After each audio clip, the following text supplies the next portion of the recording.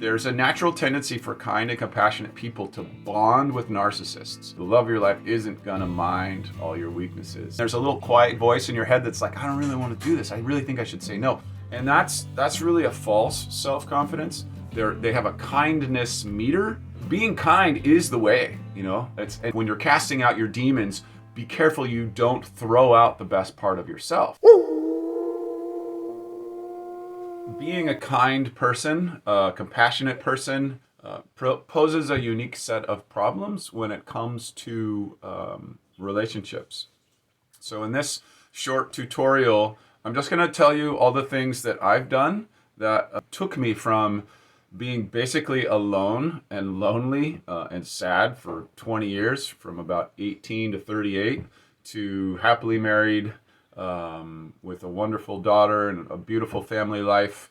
It was quite a process with a lot of pain and suffering. So if you're somewhere on that journey, hopefully something in this video will help you along that path to get where you want to be.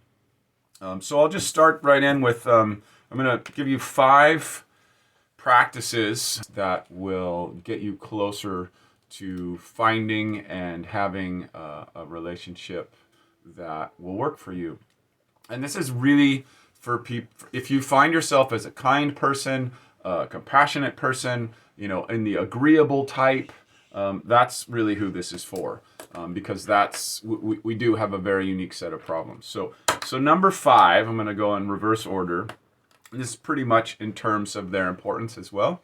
You got to really work on your life first before seeking a partner. So it's a pretty simple idea that instead of focusing on how to find the right partner for you, you want to focus on how am I going to be the right partner for someone else? So first, just really owning your own path and where you are on it. And, I personally believe in a life dedicated to personal evolution. So I think that it's critical, if you want to have a happy, fulfilled life, to be on a path of personal evolution. And the same thing goes for in finding a relationship, and once you find it, actually making it a happy, healthy one. That is critical. You have to be on a personal growth path. So what is your personal growth path? What are you doing for your personal growth right now? And are you making yourself a better partner? You don't have to be perfect. You don't have to have any giant breakthroughs. You just have to be on a path. So if you're on a path to be a better partner, and you're thinking about that equally as to what you want in a partner, that's step number 1. Step number 2 is to stop looking for people. Well, step number 4 in terms of importance. So 5 we just did. Now we're doing number 4. So for when I was in my 20s and 30s, I don't really drink anymore, but I used to drink, and I would go to bars, and I would try to find women, and it never worked out. It was just always, it was never my place. It was never really who I was. So I think the deep lesson that I can share is, if it feels wrong where you're going and meeting people, then you need a different place. If you're super into, bike riding or surfing or, whatever it is, where there's going to be people doing that. And so meeting people inside of those environments are going to be what is going to attract the right type of person to you. This isn't on my list, but also it's really critical that you find someone who has a similar value set. So you need to get clear, back to number 5, working on yourself first, like what are your core values? So me being ecologically conscious is a core value, being kind, being compassionate and compassionate towards all of life is a value for me. So you can't have a great life with someone if their core values are not matched to core values, your core values. This, I didn't put this on there, but I'm just going to freeform what really comes up as powerfully important. It was so powerfully important for me to stop looking for magnetism as much as alignment. In our earlier years, the younger you are, the more you're going to be focused on the energetic magnetism of a relationship. And that's great and that's important. But don't let your loins override your heart and your head. So they all have to be, it's kind of like the chakra ideas of all of those energy balls, throughout the top of the head, the forehead, the mouth, the throat, the heart, the belly, the groin, and then the bottom, the base. You want those all to light up when you find a person who's aligned with you. So that may not, how do you do that? I don't know how you do that. You just kind of get a sense. You'll get a sense that there's either a strong physical attraction or there's a strong total attraction. So especially for men, like sort of making sure that it's not just physical, that there's a whole being connection. It's almost like sort of getting out in your whole body. Because, that's if you're relying only on physical, you're not going to be happy. You're going to have one element of satisfaction in your life, but not the full element of it. Now, they're all important, and it's all a journey. Just finding the relationship is step one, and then it continues from there. But that's what this video is about. So then back to sort of the unique problems that we face as kind and compassionate human beings. So number 3 is you need to practice boundaries. As a kind and compassionate human being, boundaries are our lesson. They're the thing that we need to get good at more than anything else. Because the tendency is to say yes and to get involved in things and in people and in situations that will take away our essence.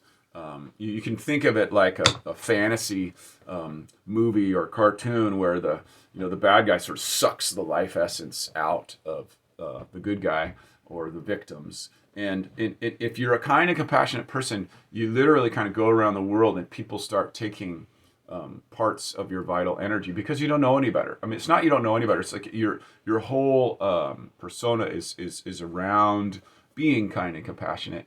And so you run the risk of depleting yourself in relationship.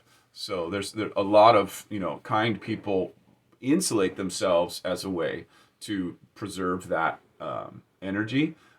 But the other way, other than insulating yourself, and if you're talking about going in a relationship, you're not going to insulate yourself from your relationship. You have to figure out and get better at and practice having healthy boundaries. A healthy boundary is kind of a hard thing to describe. But what it feels like is it feels like saying no to something that would be depleting. So number 2, and this is sort of aligned with number 3, is watch out for the narcissist empath bond. So that's probably like the biggest thing you got to watch out for while you're trying to figure out while you're trying to attract a relationship. There's a natural tendency for kind and compassionate people to bond with narcissists, to bond with high identity, strong individuals who hold a lot of space in their identity. And that's okay. You can hold you can be with someone who holds a lot of space in their identity, but they have to match your kindness on a real level, not on a fake way. And it's very difficult lesson to learn. For me, we got sued and harassed for 3 years by a narcissist who we thought was our friend before I really learned the lesson of like how not to get bound in these narcissist empath relationships. Because, being kind is the way, I'm going to rail a little bit against kind of the there's this male ethos right now that to kill the nice guy, and it's said with the best of intentions. But Joseph Campbell says it in the greatest way when he says, like, when you're casting out your demons, be careful you don't throw out the best part of yourself. So as what the world needs is more of us kind and compassionate people who know how to hold healthy boundaries, to go out into the world and proselytize for being kind to each other and kind to the earth. We don't need more, mindless warriors fighting one another and depleting the resources of the planet. And so we've gotten where we're at with that, which has been great. We got a lot of wonderful technology, but now we have to circle back to the core power and wisdom of being kind and compassionate first, and powerful and domineering second. So if you're feeling like the person that you're with is up here and you're down here on some level, then that's not going to be a good fit for you. Eventually you're going to shrink and they're going to grow. I've seen this happen to loved ones in my life, and it's tragic, and don't let it happen to you. You got to come with an equal bar. Even if someone's bigger than you in their identity place, you come at an equal place to meet them. And they have to be, there's sort of like a bar where you could say they have a kindness meter, and those have to match. You've got to make sure that they have a true kindness in their heart that radiates out, and that both of yours match. So then number one, and this is, I think, by far the most important thing when coming into attracting and finding the love of your life, is to learn to love your weaknesses. So, and love your weaknesses, the easiest way I found to love my weaknesses is to know that they are the flip side of my power. They're two sides of the same coin. So I don't get my powers without my weaknesses. So first you have to recognize that you have unique powers. Like maybe you're a talented artist or a musician, or you're really good at organizing, or you're an amazing chef, or you have some unique power. But what we tend to do is think like, I'm so glad I have this power, but there's this other part of myself I really don't like at all. I'm disorganized, I'm scatterbrained, I tend to not stick with things for too long. When you have those kind of things, then you think that those things need to go away in order for you to be good enough to be in this amazing relationship that you seek. And that's the opposite of what you need. What you need is to have both of those things, and you hold them in a loving way. It's like one of my favorite teachers, Michael Meade, used to say, when you have an old piece of wood, gnarled piece of wood, it's beautiful. But it's beautiful because of its gnarl, because of its wounds, because of its weaknesses. And that gives its beauty and its power. So that's kind of the number one thing, I think, not just in relationships, but in life, is to learn to love the totality of yourself with all of its beauty and all of its tragedy and ugliness, and like in Jungian language, the dark side or the shadow side of the self. You have to love the totality of the self in order to come into the love of your life relationship. You got to come in being like, here's everything I am. I'm all this great stuff, and I'm all this other stuff, and that's it. What are you open? Are you down for this journey? And that comes, and that sort of brings you back to this self-confidence. But there's two types of self-confidence, which I think is really important to talk about right now. There's a self-confidence that you see where people beat their chest, or they talk about what's great, or they kind of walk around puffed up. And that's really a false self-confidence. Like a real self-confidence is looking into the deep, dark parts of yourself and saying, I see you. I see all this stuff that that society thinks is bad, and I love it. And I love it as the other side of my strength and my power. Those are my 5 practices for finding the love of your life. It's not an easy path, but neither is, you look at the divorce rates in our culture, it's not something that's not taught. We don't learn it in our culture mostly from our parents or from our peers. So just to review again, you want to work on yourself first before like seeking this other partner to share your life. So always, and I would recommend being with someone who's on a similar path with you, that like you're both on this evolutionary path.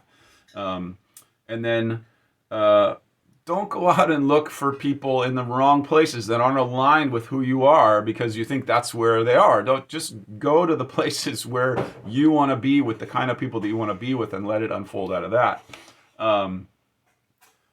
Practice having those healthy boundaries. Finding in places the key is if it's hard for you to say no and there's a little quiet voice in your head that's like, I don't really want to do this, I really think I should say no. That's when you got to practice saying no. Like practice saying no more, especially in relationships where it feels like bigger people with stronger missions are asking you to do things that don't quite feel right.